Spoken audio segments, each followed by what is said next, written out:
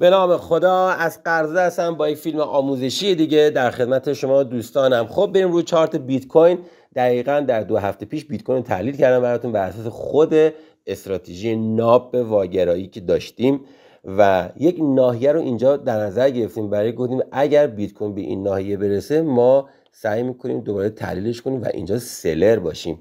ناحیه‌ای که در نظر گرفتیم با توجه به استراتژی که داریم، با توجه به واگرایی که داره خود بیت کوین داره میزنه و قبلا هم زده و یک ناحیه رو براش به عنوان ناحیه تیپی 1 در نظر گرفته بودیم. درسته تا نزدیکیاش اومده اما اینو میتونه قشنگ چیکار کنه؟ تاچش کنه. الان دوباره برگشته و به اون ناحیه که ما میخوایم. دقیقاً تو این ناحیه هم اگه توجه کنین دقیقاً با واگرایی خودش رو رسونده. یعنی من اگه بیام این قسمت رو هم برای شما در نظر بگیرم، این قسمت دقیقاً خودش با واگراییه، یعنی داره نشون میده که من خیلی میتونم بالا نداشته باشم. الان هم بازار لایوه و طبق استراتژی خودمون با توجه به ریسک به ریواردی که تو این ناحیه ما براش در نظر میگیریم که الان بیام خدمتتون اینجا نشون بدم. بله این قسمت، حالا من این قسمت رو بیارم کوچیک‌ترش هم بکنیم ببینیم دقیقاً چقدر میتونیم ما اینجا ریسک داشته باشیم و ریسک ریوارد ما چقدر زیبا میشه.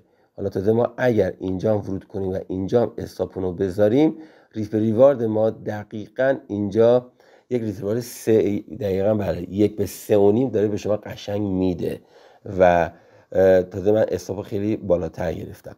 خب این از این. پس ما در ناحیه هستیم که منتظرش بودیم. تو تا فیلم قبلی هم گفتم خدمتتون ما اینجاها سعی میکنیم وارد معامله نشیم چون ریواردمون خیلی بالاست. یک سری نقد شوندگی هایی ما قبل از ناحیه اوردر بلاکمون که در 2 تا فیلم قبلی کاملا دربارش توضیح دادم. حتما دوستان برن فیلم های مربوط به اوردر بلاک رو نگاه کنن.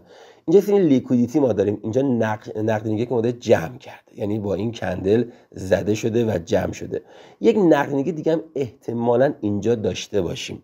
اگر اومد اینجا رو با شادو زد که اینجا این شادویی که اینجا زده شده این پین باره، حالا من اگه اینو یک مقداری بیارمش عقب‌تر این قسمت نکنید، این پین باری که اومده زده تمام نقشه‌بندی اینجا رو جمع کرده. مال اینجا هم چیکار کرده؟ جمع کرده. یک نقشه‌بندی کوچولو داریم، احتمال داره بیاد اینو بزنه و بعدش بریزه، اما ما فعلا نگاهمون به بیت کوین نگاه ریزشیه چون ناحیه است که ناحیه خیلی جذابیه واسه ما و حتی ما میتونیم ناحیه رو بریم در تایم فریم پایینتر ریزش کنیم. همونطور که مشاهده میکنیم ما در تایم فریم پایینتر هم اینجا BOS داریم. اینجا چی داریم؟ اینجا شکست ساختار رو داریم و اینجا میشه BOS ما، استراکچر ما اینجاست. این BOS اینجا دقیقاً همون مبحث، حالا خیلی بهش میگن ایندیوزمنت، بعضی ما بهش میگیم سوینگ، هیچ فرقی نمیکنه. سوینگی که داریم اینجا نسبت به این شکست این قسمته، یعنی ما لگی که زده شده برمیگردیم به ابتدای موجی که اومده این BOS رو زده، یک کندل با رنگ مخالف رو چیکار میکنیم؟ در نظر میگیریم. این کندل ماست، یعنی دقیقاً اینجا میشه ناحیه چیه ما؟ ناحیه سل ما، یعنی باز هم در ناحیه جذابی قرار داره و من این رو سلش میکنم. اینجا هستیم و اینجا نقشه‌بندی هایی داریم. حتی این ناحیه که اینجا هست اینا همش میاد تو دل ناحیه 4 ساعت، یعنی من توی این نواحی کشیدم. یعنی شما اینجا حتی میتونید سلر هم باشید و اونایی که کم ریسکن میتونن یک پله اینجا خرید کنن، پله بعدی بیان اینجا سلر باشن و اونایی که تو فیوچرز هستن، اونایی که تو اسکپ هستن نه، اصلا جای مناسبی واسه بای گرفتن نیست. من توصیه نمیکنم بگیرید. الان دوباره من برگردم توی تایم فریم خودش. اگر نگاه کنید دقیقاً این 2 تا ناحیه که ما در 15 دقیقه واسه شما عزیزان در نظر گرفتیم تو دل 4 ساعت است. یعنی خود همین کندل ها دوباره میگه که من از اینجا دقیقاً دارم برمیگردم میام اینجا.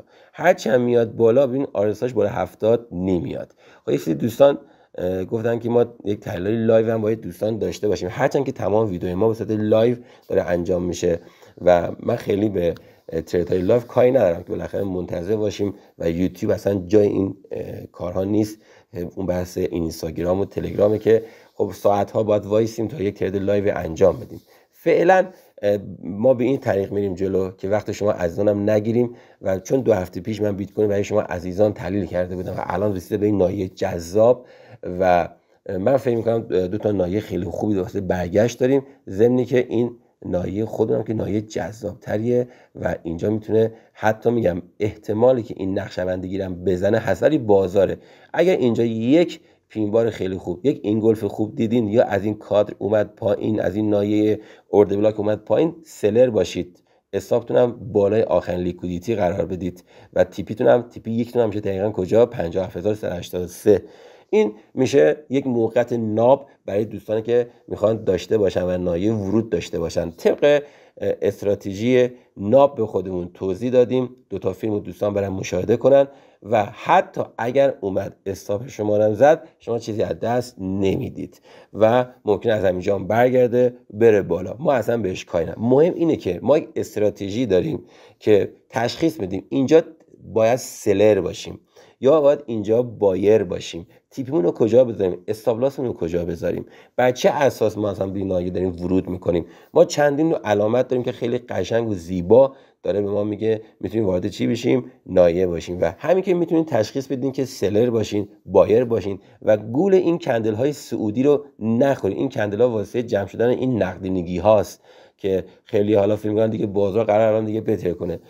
بازار احتماله و ممکنه هر اتفاقی بیفته، بحث اخبار فاندامنتالی صحبتی بشه، جنگی بشه، بله اینا اتفاقاتی که ممکنه تو بازار بیفته و به همین دلیل است که ما معمولا اینجا چی میذاریم، استاپ لاس قرار میدیم و بهترین نایه واسه ریزش بیت کوین همین نایه است که خدمتتون عرض کردم با تمام نکاتی که لازم بود و خدمتتون گفتم.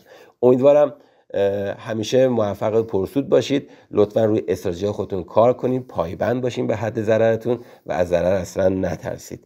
انشالله که پرسود و سلامت باشید. بدرود.